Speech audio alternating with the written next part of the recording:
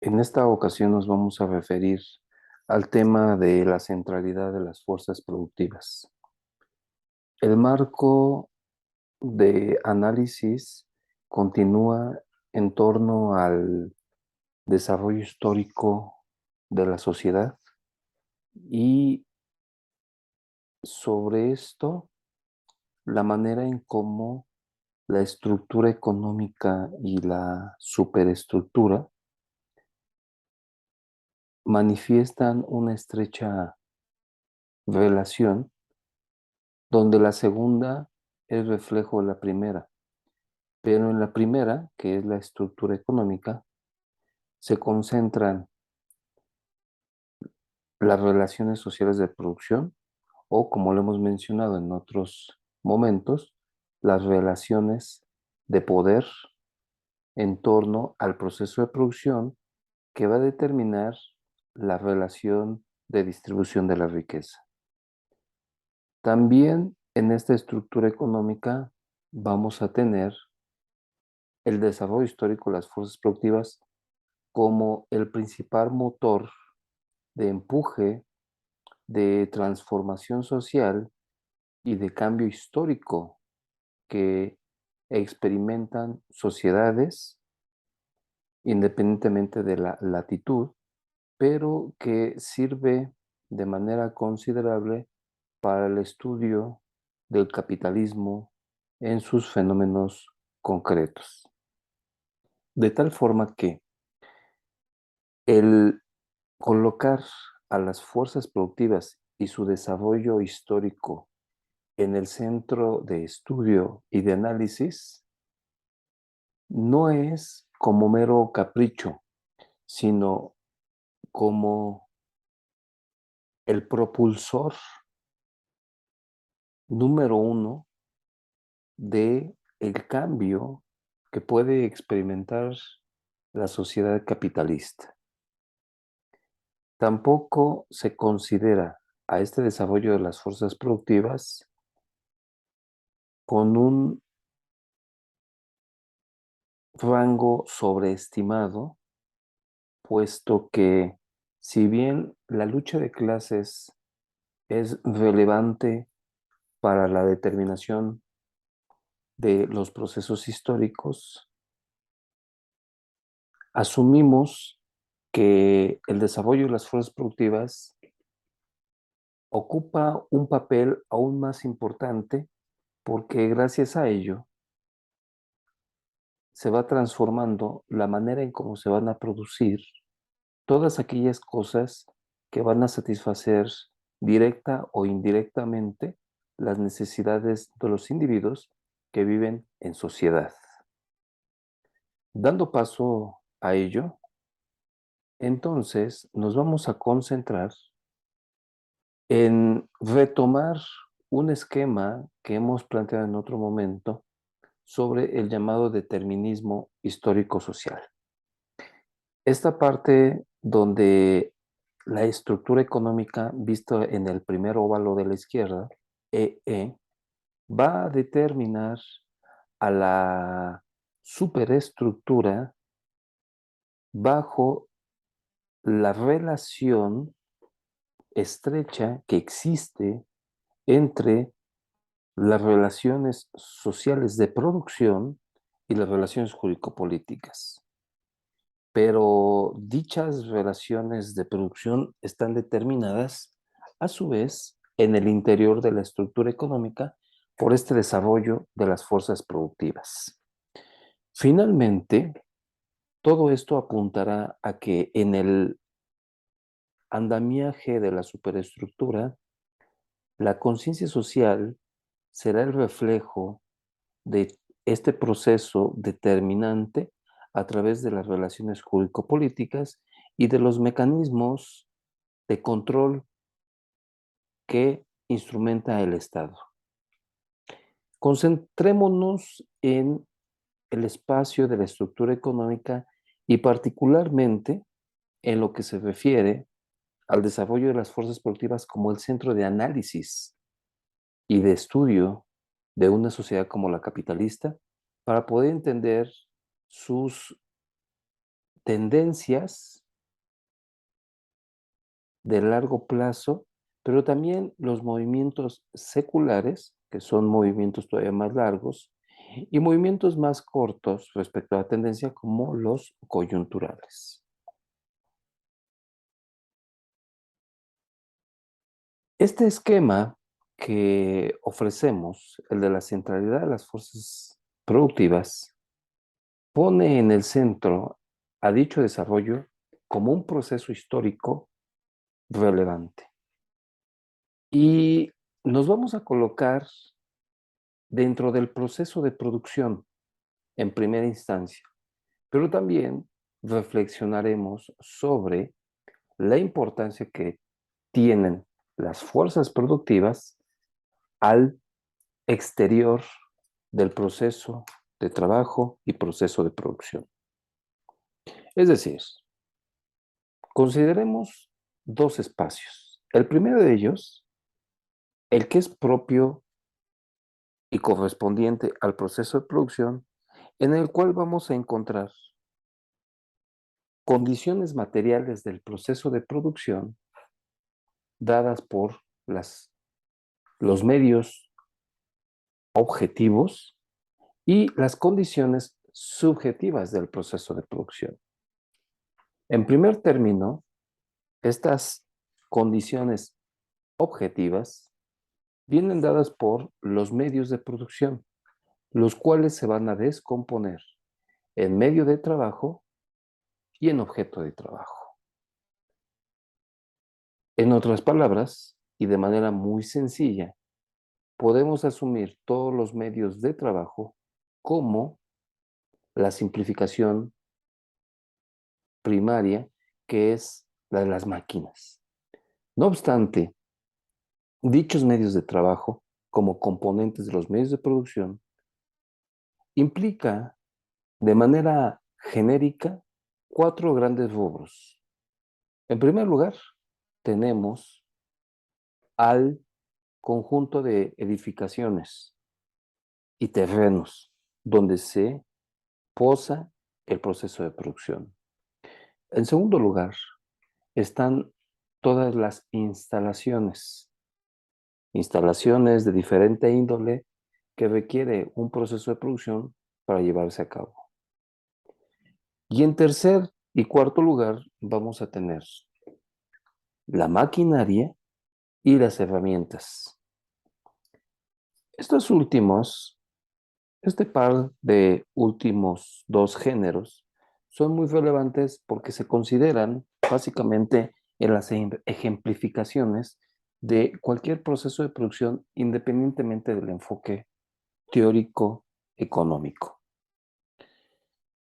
Por otro lado, vamos a tener también, dentro de estas condiciones objetivas del proceso de producción, todo lo referente al objeto de trabajo. Y este objeto de trabajo se identifica en dos subrubros. El primero de ellos son el conjunto de materias primas básicas, que va a ser donde recaiga la actividad laboral y sufrirá un cambio químico y físico. En otras palabras, se referirá a todo el proceso de cambio y proceso de transformación de la materia prima que se transformará o tomará forma en la mercancía. Por supuesto, quien lleva a cabo esto es la fuerza de trabajo, pero con el auxilio o la instrumentación del medio de trabajo. Y en segundo lugar, dentro de estos objetos de trabajo, vamos a identificar a la materia prima auxiliar. El tercer componente característico y participante dentro del proceso de producción se refiere a la fuerza productiva, fuerza de trabajo. Ahora bien, siempre que uno o más elementos objetivos y o subjetivos del proceso de producción tiendan a cambiar o muestren un proceso de cambio, pero hacia un progreso, estaremos hablando de un proceso de desarrollo de las fuerzas productivas. De tal forma que las fuerzas productivas no solamente se van a manifestar en un sentido simple de las máquinas o los fierros, sino las fuerzas productivas es una categoría bastante robusta en el análisis económico de la crítica de la economía política que nos permite hacer una esquematización muy amplia del proceso científico-tecnológico. Y para allá vamos. Pero en primera instancia, aclaremos que el desarrollo de las fuerzas productivas se presenta dentro del proceso de producción, pero no solamente en este espacio. Hay otro espacio en el que también se presenta. ¿Cuál es este? Fuera del proceso de producción. Y a esto nos vamos a referir particularmente como el conjunto de condiciones generales del proceso de producción. Estas condiciones generales van a tomar forma de manera concreta en todo aquello que conocemos como infraestructura.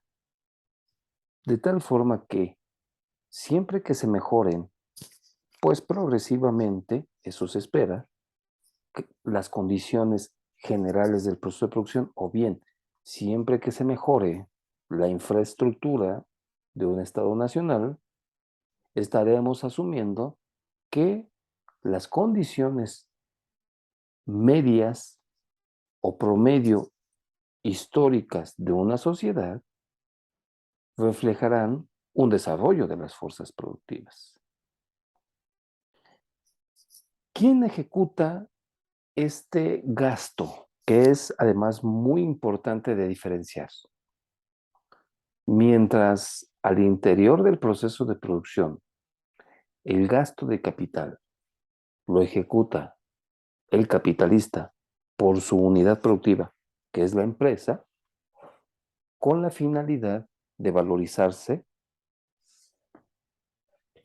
fuera del proceso de producción y particularmente en lo que hemos dicho de las condiciones generales de producción vistas en la infraestructura, todo el gasto no lo podemos considerar como gasto de capital, porque no tiene una orientación específica y particular de valorización, dado que quien desarrolla dicho gasto es el gobierno, o bien el Estado, podemos plantearlo así, pero bajo una entidad central que corresponde al ejercicio del gasto público para ampliar, mejorar, entre otras cosas, la infraestructura,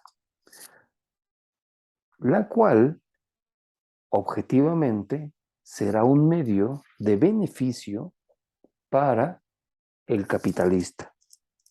Por supuesto, no solamente para el capitalista, también para la población en general, pero el capitalista se ve beneficiado porque, entre otras cosas, va a lograr conectar el punto del proceso de trabajo hacia el punto de consumo o de distribución también, de circulación del capital. ¿Cómo hace este tipo de trabajo el gobierno?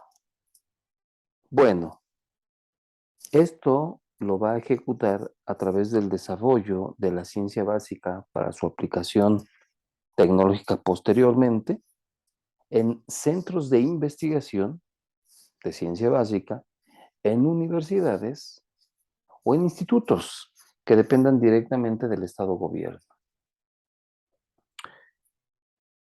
Va a desarrollar el conocimiento lo va a patentar y habrá quien lo utilice con fines lucrativos y bueno, el dueño de esta patente, en este caso el gobierno, podría recibir un beneficio a través de la gestión de su patente, pero no bajo un orden de rentabilidad, porque no se rentabiliza.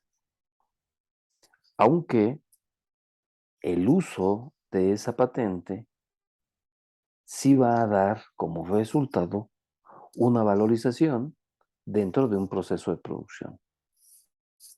Lo que recibe simplemente el gobierno será un ingreso por el uso de esta patente.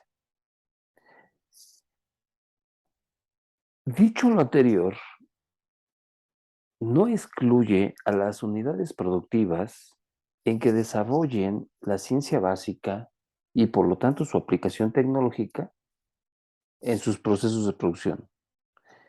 Por ejemplo, cuando Frederick Taylor desarrolla su oficina de administración científica y se pone a estudiar los tiempos y movimientos del proceso de producción, lo hace dentro del proceso de producción. Y no solamente significa que sea dentro en el sentido de in situ, sino que corresponde a un gasto de capital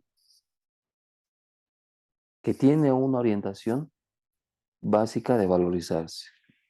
En otras palabras, hay espacios, hay oficinas dentro de la línea de producción o fuera de la misma instalación, pero que forma parte de la propiedad del capitalista que desarrolla investigación y desarrolla prototipos, desarrolla la ciencia básica con la orientación de aplicarlo en sus procesos de producción, mejorar las condiciones materiales del proceso de producción significa desarrollar las fuerzas productivas, incluida la fuerza de trabajo, la cual en muchas de las ocasiones es un objetivo central para la extracción de plusvalor por la vía